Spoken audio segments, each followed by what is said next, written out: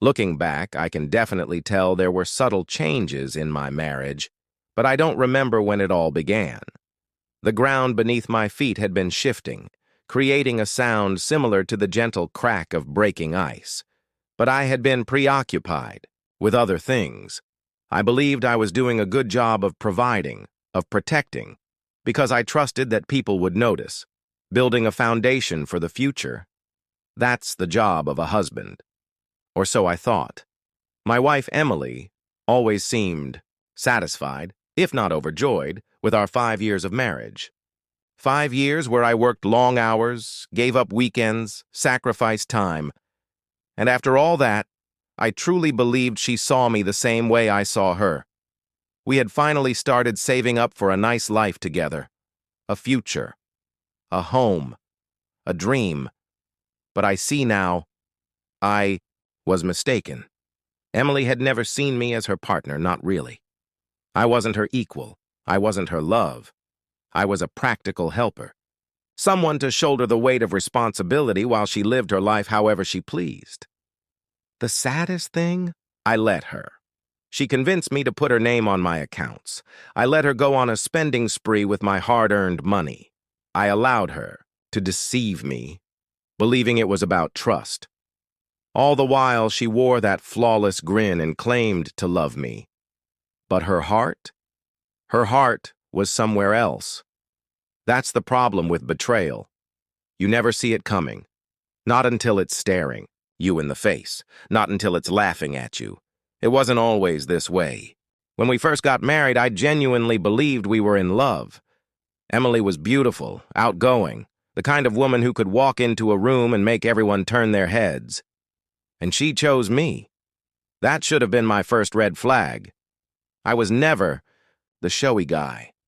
I wasn't the rich bachelor driving a sports car. I wasn't the kind of man who tossed money around to impress a woman. I was solid, dependable, sturdy, the kind of man who worked hard, who built things from the ground up. Emily, on the other hand, she was drawn to status. She loved the idea of money, of luxury, of being admired. I thought she loved me for my heart, for my loyalty, for the life I was building for us. But over time, I started noticing the shifts, the small jabs about my job, how I worked too much, but somehow still wasn't ambitious enough. The way she compared me to her friends' husbands, men who had money handed to them, men who had power, prestige, the endless hunger for more. At first, I thought it was normal. Every couple has challenges. Every marriage has growing pains. But then, the secrets started. She got distant, always on her phone, texting someone late at night. She started going out more, always with an explanation. Just a girls' night. I need space.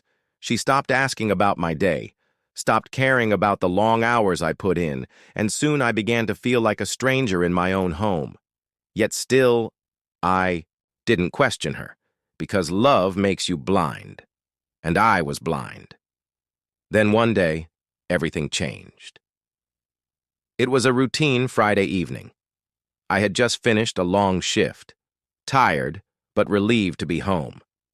As I pulled into the driveway, I saw it. Brand new car, a sleek black sports car. My heart swelled. Had Emily bought me a car? I had been driving the same sedan for years, putting off getting a new one because we were saving for a bigger house. But maybe this was her way of surprising me. Maybe she appreciated me after all.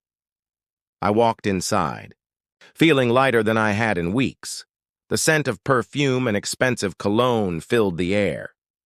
Something stronger, something that didn't belong to me. And then, I heard laughter. His laughter. That's when I saw them. Emily, sitting on the couch. A man I didn't recognize beside her. A half-full glass of wine in her hand. My stomach twisted. She turned, smiling like nothing was wrong. "Oh, hey, honey, you're home early." I froze, the casual way she said it, the lack of shame, the way she barely even reacted to me being there, like I was an afterthought. I stared at the man, mid-30s, dressed in designer everything, grinning like he belonged here. He didn't even stand, and that's when Emily jumped up, grabbing a set of keys off the table. She moved, not toward me, toward him. She handed him the keys. "Here you go, babe," she murmured, placing a kiss on his cheek. The air was knocked from my lungs. She wasn't giving me the car. She was giving it to him. The room spun. My hands clenched at my sides, nails digging into my palms. I could have exploded. Right then and there, but Emily wasn't done. She turned back to me, smirking. Before I could even speak, she tossed something at me, a box of cleaning supplies, bottles of disinfectant, paper towels, sponges, stuff I had always bought for the house. There. "You go," she remarked with a wink. "Time for you to help around the house?" And then, the bastard laughed. I swear, I don't remember breathing. I don't remember anything, except the cold, burning rage rushing through my veins. The sound of my heartbeat pounding in my ears. I gazed at her. The woman I had loved. The woman I had given everything to, and I felt nothing but hate. I didn't argue. I didn't fight. I just turned around, went upstairs, and grabbed a suitcase. I packed meticulously, only the basics, my clothes, my laptop, my documents. Not once did she stop me. Not once did she beg. Not once did she ask where I was going, because in her eyes, I was replaceable. But what she didn't realize was that this moment would cost her everything. She thought I was weak. She had no idea. With one final glance at the life I was leaving behind, I picked up my suitcase and walked out the front door. She didn't follow. I stepped into the night, and for the first time in years, I felt free. Threw me away, and now you expect me to fix your mess? No, Emily, I'm done.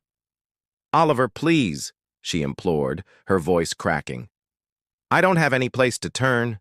You're the only one who ever actually cared about me. I smirked. She had finally recognized what she lost.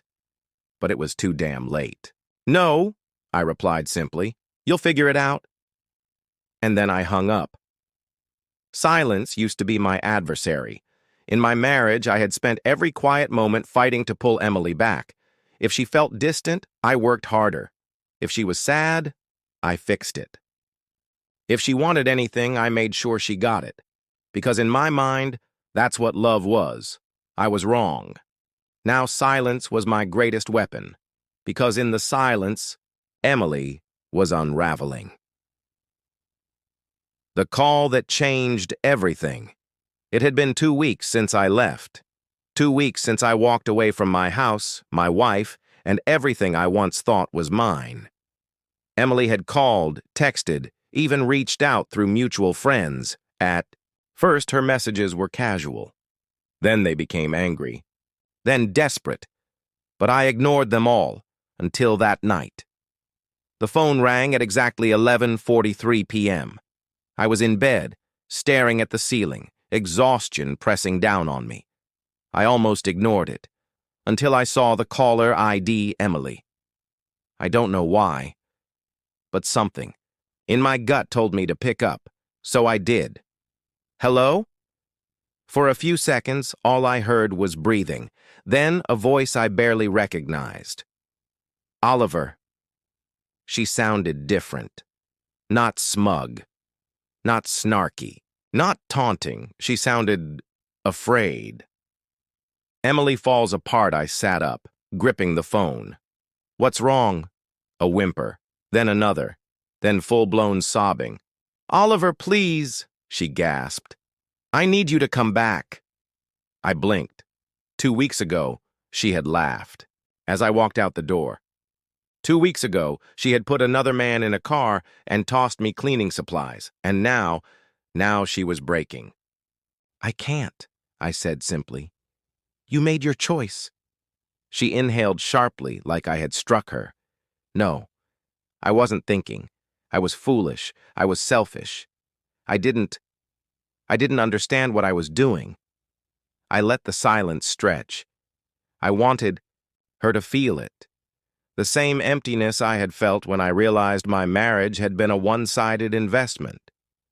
Then finally, she told me the truth. The lover, Departs Daniel, the man she had chosen over me, was gone. At first, everything had been fun. He enjoyed the gifts, the luxury, the ease. But the moment the bills started piling up, the moment Emily needed help, he vanished, just like I knew he would. He won't even answer my calls, Emily muttered.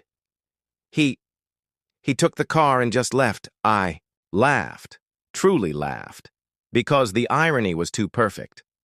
I had warned her. I had told her right as I walked out. I hope he was worth it, clearly. He wasn't. That's harsh, I said, my voice cold. Emily sniffed. Please, Oliver, I messed up. I know I don't deserve it, but I need you. I shook my head, even though she couldn't see me. No, Emily, you don't need me, you need money. A pause, then softer, more broken. I can't do this alone. For a moment, I almost felt bad for her, almost, because for years she had made me feel like I was alone too. When I worked late nights, she didn't care. When I struggled to keep up with payments, she didn't notice. When I was exhausted, drained, barely hanging on, she never once asked if I was okay. Now she wanted my support? No. She had buried me in burdens for years. Now, she could drown in them alone. Emily's last attempt. Please, she whispered. Just come home. We can fix this. I leaned back, staring at the ceiling. I don't have a home there anymore, I said, simply.